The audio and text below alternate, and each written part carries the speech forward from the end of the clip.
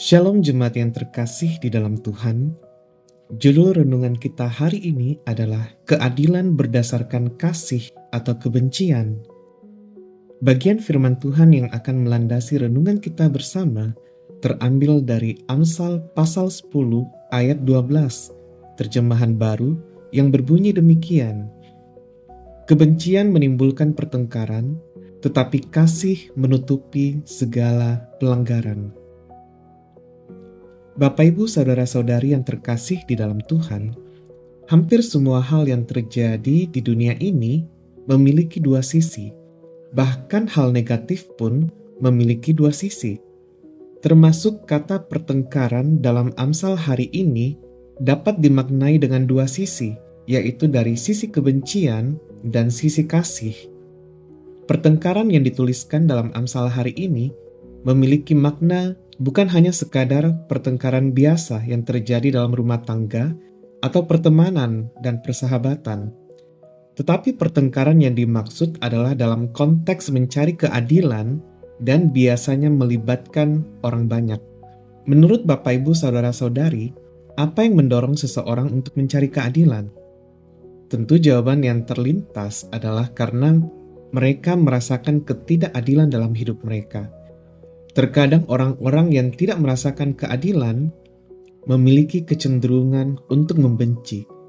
Contoh kecilnya, dalam kehidupan rumah tangga, ketika orang tua lebih mengasihi anak yang satu dibandingkan dengan anak yang lain, maka akan muncul iri hati dan kebencian dalam diri anak yang tidak merasa dikasihi oleh orang tuanya.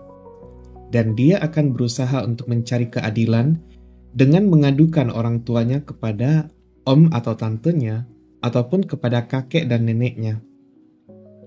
Dalam skala yang lebih besar, ketika seseorang yang terbukti melakukan kejahatan dan kejahatannya itu merugikan orang banyak, tetapi pemimpin yang bertugas atau pemimpin yang berwenang tidak melakukan apapun terhadap pelaku kejahatan tersebut, akhirnya sekelompok orang yang merasakan ketidakadilan itu mencari keadilan dari pihak yang jauh lebih berotoritas dibanding pemimpin mereka. Kedua contoh ini mengajak kita untuk memikirkan sebuah pertanyaan. Apakah mencari keadilan itu sesuatu yang salah? Tentu kita telah mengetahui jawabannya. Mencari keadilan bukanlah sesuatu yang salah, tetapi motivasi di balik pencarian keadilan itulah yang akan membuat seseorang bersalah di mata Tuhan atau tidak. Sebab Tuhan melihat hati manusia. Jikalau kita melihat fenomena yang terjadi di sekitar kita, maka kita akan menemukan bahwa hampir semua pertengkaran yang terjadi yang mengatasnamakan keadilan itu disebabkan oleh kebencian. Sangat jarang kita menjumpai seseorang yang terlibat dalam pertengkaran untuk mencari keadilan itu terlibat karena kasih. Sebab dari kecil kita dididik bahwa yang namanya mengasihi itu tidak boleh bertengkar. Dan hal yang senada pun kita jumpai di dalam Amsal hari ini, bahwa kasih menutupi segala pelanggaran. Apakah yang dimaksud dalam bagian ini? Apakah itu berarti kasih itu menutup mata atau membiarkan segala sesuatu? Ternyata tidaklah demikian. Sebab kasih yang dimaksudkan dalam bagian ini bukanlah kasih romantis yang tercipta dalam diri manusia, melainkan kasih yang ditunjukkan oleh Allah ketika kita masih menjadi seterunya, yaitu kasih yang mengampuni. Pengampunan itulah yang dimaksudkan kasih dalam bagian ini. Kebencian dalam hati manusia akan memicu pertengkaran dan perselisihan.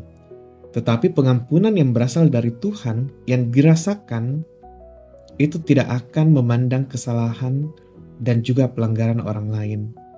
Namun hal ini bukan berarti orang tersebut menutup mata seolah-olah orang lain tidak melakukan kesalahan ataupun pelanggaran. Melainkan orang tersebut tetap melihat kesalahan ataupun pelanggaran yang dilakukan oleh sesamanya, tetapi dengan sadar memilih untuk menyelesaikan dan melepaskan pengampunan. Sebagaimana Kristus telah mengasihi kita, Dia tahu kita berdosa, tetapi Dia tidak lagi melihat dan memperhitungkan dosa serta pelanggaran kita.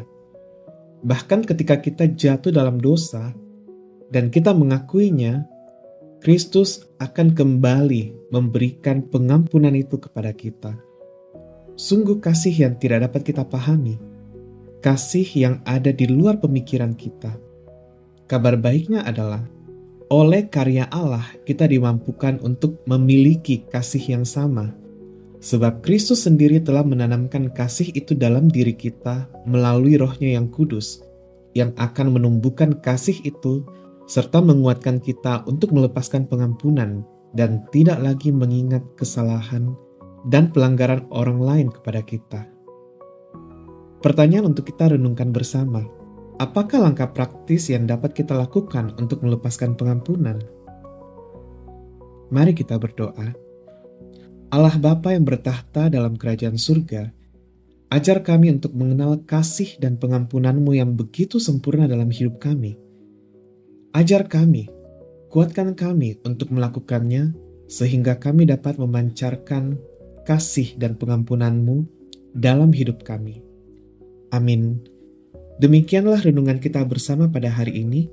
Kiranya kita boleh terus bertumbuh setiap hari di dalam Tuhan.